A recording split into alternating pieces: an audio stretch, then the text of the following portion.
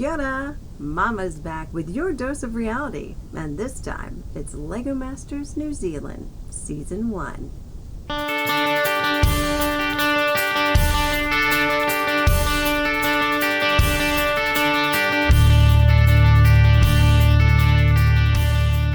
Kia ora, and welcome to another recap of LEGO Masters New Zealand.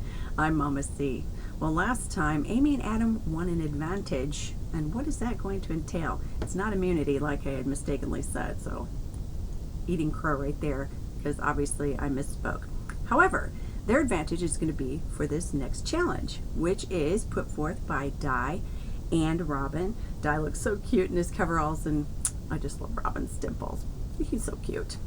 So that challenge is completing the other half of this everyday item that has been cut in half, right? Now, not just replicating, but to expand on it with creativity, okay? So what Amy and Adam's advantage was, not immunity, because yeah, I misspoke, but they get to choose their item first, and then they have to assign everyone else theirs. I know. So let's see who gets what.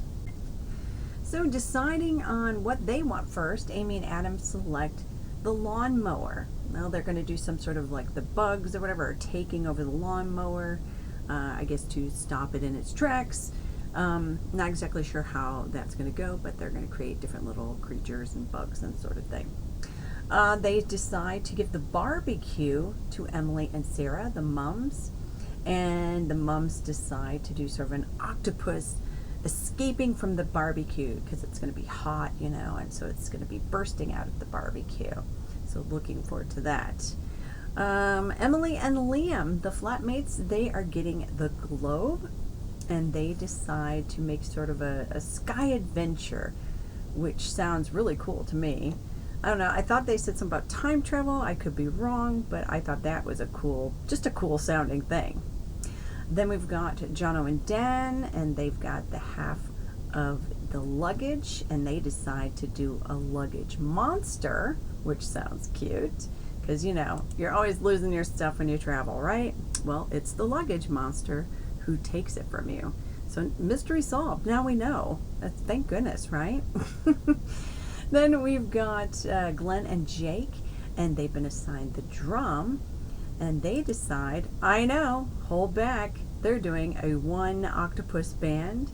Now, just for the record, the plural of octopus is octopuses, not octopi. Just clearing that up for Di, just so he knows.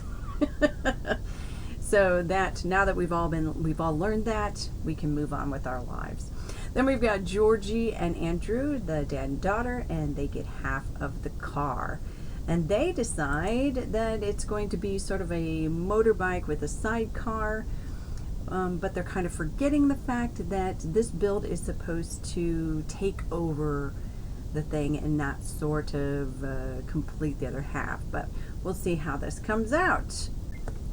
Well, they run into all sorts of problems along the way. Of course they do. We have crashing. We hear things falling. Poor Dan is stressing out, and you know, he's been away from his support dog for a long time now, and it's been the longest he's ever been away from him in the last few years since he's been diagnosed with PTSD. So the poor guy is struggling. However, some people made some calls, and we get to see Smudge, his therapy dog, and you gotta love Smudge. What a cutie pie! Being reunited with Smudge apparently puts a whole new life back into Dan, and he and Jono are able to continue with their build. So happy about that. But let's take a look at how these all turned out.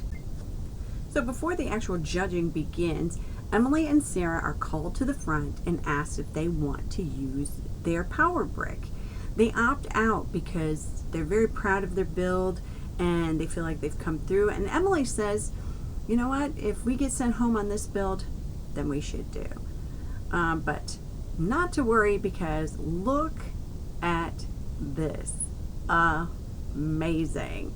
You've got this ginormous octopus coming out of the barbecue, all the details. You've got the barbecue tools, you got tomato sauce on the ground that's knocked off, even a little puddle of tomato sauce. It's got it lights up with the fire underneath the octopus. Just absolutely an unbelievable build, and so monstrous.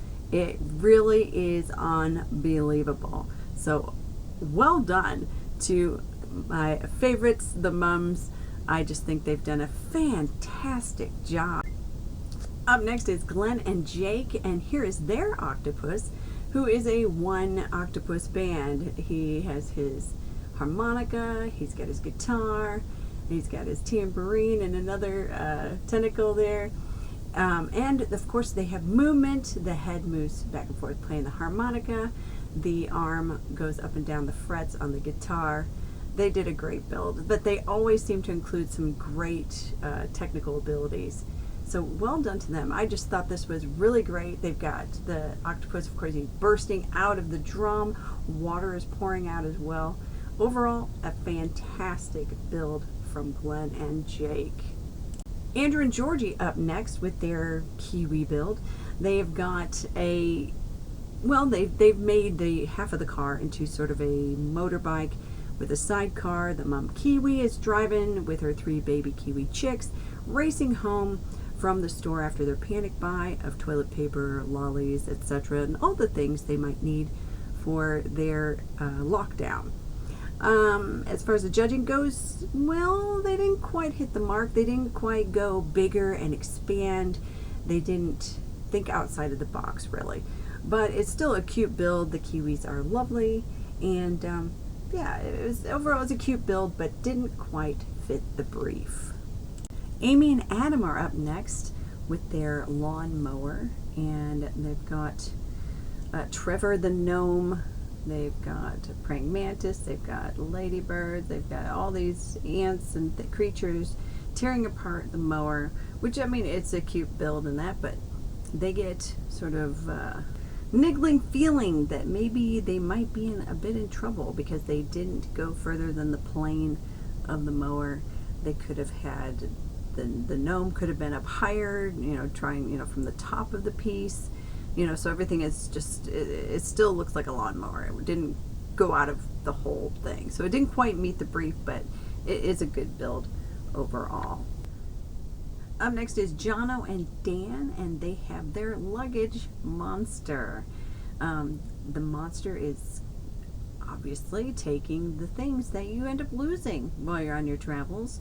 There is a hairbrush, you see a toothbrush, toothpaste, I imagine there's jewelry in there. There is a tablet, a jock strap even.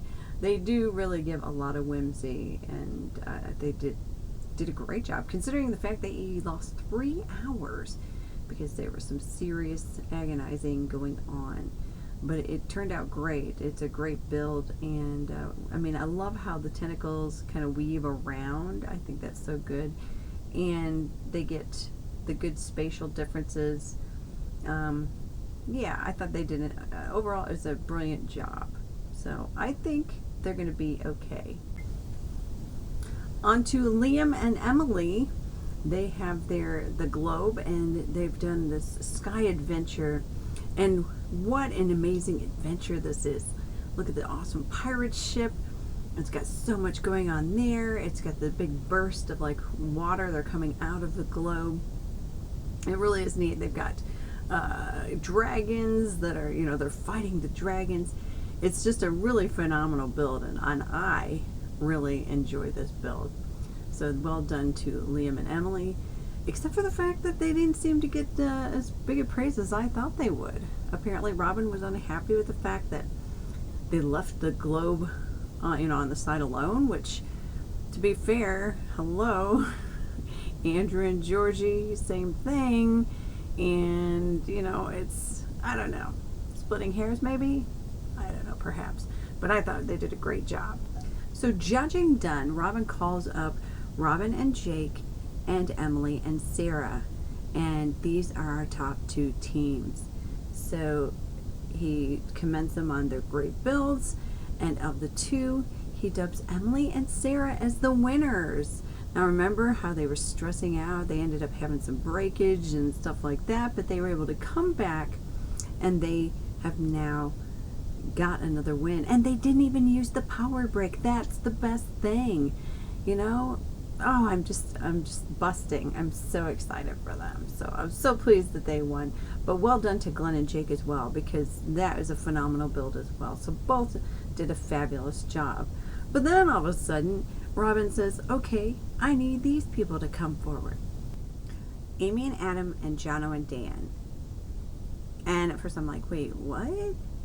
But he says, congratulations, you're safe. So they head back.